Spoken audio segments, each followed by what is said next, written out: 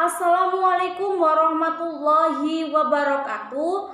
Perkenalkan, nama saya Risalatul Hanifah, NIM 6 dari Prodi Pendidikan Bahasa dan Sastra Indonesia dari kelas 4A. Di sini saya akan mempresentasikan mengenai bahan ajar yang telah saya buat. Bahan ajar tersebut yaitu modul. Pengertian dari modul menurut Russell dalam Sungkono tahun 2003 menjelaskan bahwa modul merupakan suatu paket belajar yang berkenaan dengan suatu unit bahan pelajaran. Tetapi modul juga dapat diartikan bahwa modul adalah bahan belajar yang dirancang secara sistematik berdasarkan kurikulum tertentu dan dikemas dalam bentuk satuan pembelajaran terkecil yang memungkinkan dipelajari secara mandiri dalam satuan waktu tertentu. Saya memilih bahan ajar dengan menggunakan modul dikarenakan pembelajaran menggunakan modul dapat memberikan kesempatan kepada siswa-siswinya untuk belajar dengan kecepatan masing-masing. Oleh sebab itu, mereka dapat menggunakan teknik yang berbeda untuk memecahkan masalah dengan menggunakan latar belakang pengetahuan dan kebiasaannya masing-masing. Itulah alasan saya mengapa menggunakan bahan belajar dengan modul.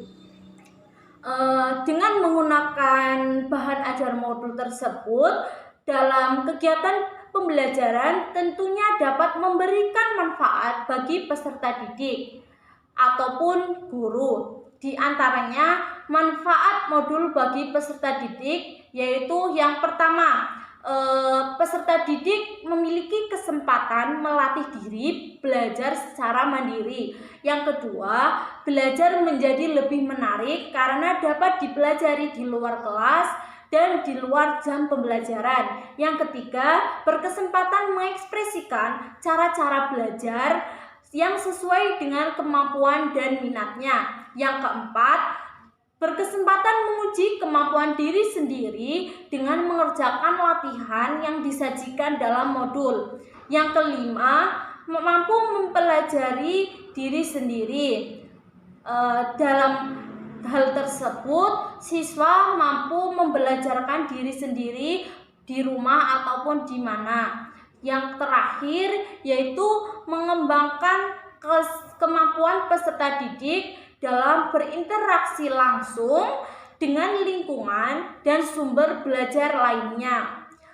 Bagi guru, modul bermanfaat karena yang pertama, mengurangi ketergantungan terhadap ketersediaan buku teks. Yang kedua, memperluas wawasan karena wawasan tersebut disusun dengan menggunakan berbagai referensi. Yang ketiga, menambah pengetahuan dan pengalaman dalam menulis bahan ajar. Yang keempat, membangun komunikasi yang efektif antara dirinya dengan peserta didik karena pembelajaran tidak harus berjalan secara tatap muka. Yang terakhir yaitu menambah angka kredit jika dikumpulkan menjadi buku dan diterbitkan oleh guru itu sendiri. Tujuan dari penulisan modul yang pertama yaitu memperjelas dan mempermudah penyajian pesan agar tidak terlalu bersifat verbal. Yang kedua, mengatasi keterbatasan waktu, ruang, dan daya gerak indera baik siswa maupun gurunya. Yang terakhir yaitu dapat digunakan secara tepat dan bervariasi, seperti meningkatkan motivasi dan gairah belajar bagi siswa maupun peserta diklat, mengembangkan kemampuan peserta didik dalam berinteraksi langsung dengan lingkungan dan sumber belajar, memungkinkan murid dapat belajar mandiri sesuai kemampuan dan minatnya, dan yang terakhir memungkinkan siswa atau peserta didik untuk dapat mengukur atau mengevaluasi sendiri hasil belajarnya. Bahan ajar yang saya buat merupakan bahan ajar yang bertemakan pandemi COVID-19 yang sedang ramai dibicarakan di masyarakat Indonesia ini. Materi yang saya sajikan yaitu tentang teks negosiasi mengenai COVID-19. Teks negosiasi adalah proses tawar-menawar dengan jalan berunding guna mencapai kesepakatan bersama antara satu pihak dengan pihak lainnya. Dari pengertian tersebut dapat disimpulkan bahwa negosiasi adalah proses yang ditimbulkan oleh adanya unsur dua pihak, perbedaan, dan keinginan untuk berunding. Dari pengertian negosiasi yang telah saya jelaskan sebelumnya, bahwa negosiasi mempunyai ciri-ciri khusus. Berikut ciri-ciri khusus negosiasi. Yang pertama yaitu adanya partisipan yang memiliki kepentingan masing-masing. Yang kedua, adanya perbedaan kepentingan dari kedua pihak.